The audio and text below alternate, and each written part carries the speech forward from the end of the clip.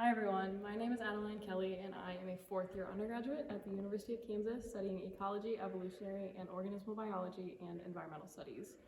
And I am examining the effects of fire on water quality, specifically phytoplankton community composition. So fire is a really integral process within many ecosystems. It plays a key role in regulating community composition, in carbon cycling, a lot of other things. That being said, fire regimes, or the pattern in which landscapes typically burn, is changing considerably as a result of climate change. Fire has increased a notable amount within lake watersheds within the past 15 years. That being said, we really don't understand the links between fire ecology and aquatic ecology. This research is especially lacking within grassland ecosystems. We have primarily examined the role of fire within systems of the western US and mountainous and forested systems. So, burning within watersheds is expected to release nutrients, which has the potential to worsen eutrophication issues within grassland water bodies. That being said, we designed a 21-day study to examine the effects of fire on water quality using a series of replicated experimental ponds. So this study was conducted at the University of Kansas Field Station. We have a series of experimental ponds there, and we used 8 of them. We filled all of them halfway, and then we sampled the ponds. We estimated the biomass on the banks of the ponds.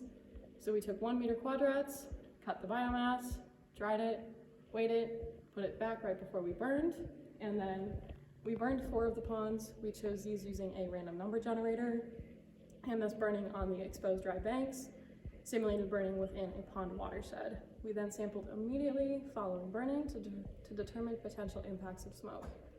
We then filled the ponds the rest of the way. This allowed the burned material to be flushed in. We then sampled again following this filling, sampled again a week later, 2 weeks, 3 weeks later. And what we found is that burning releases nutrients, and this release of nutrients causes an increase in algal growth. So we saw a very notable spike in total nitrogen and total phosphorus following burning. This point right here corresponds to the day prior to burning, day -1. This is day 0, or the day in which we burned. This peak is on day 3, or the day after the ponds had been burned and then filled the rest of the way. So this represents the input of burned material and an increase in nutrients. This increase in nutrients also notably altered the total nitrogen to total phosphorus ratio. We saw an initial decrease in this ratio following burning, and then an increase throughout the remainder of the study.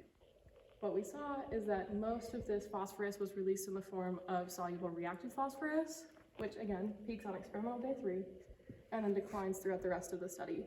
This is likely as a result of being taken up by algae, because we see that release and then a slight lag, and then we see an increase in algal growth around experiment day 14, which is about 2 weeks after we burned and they were filled the rest of the way.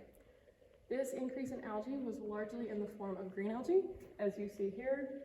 Again, there's that release of nutrients and then growth increases. This growth as green algae was largely as a result of the total nitrogen to total phosphorus ratio. We didn't spend quite enough time in that 30-to-1 ratio to promote cyanobacterial growth.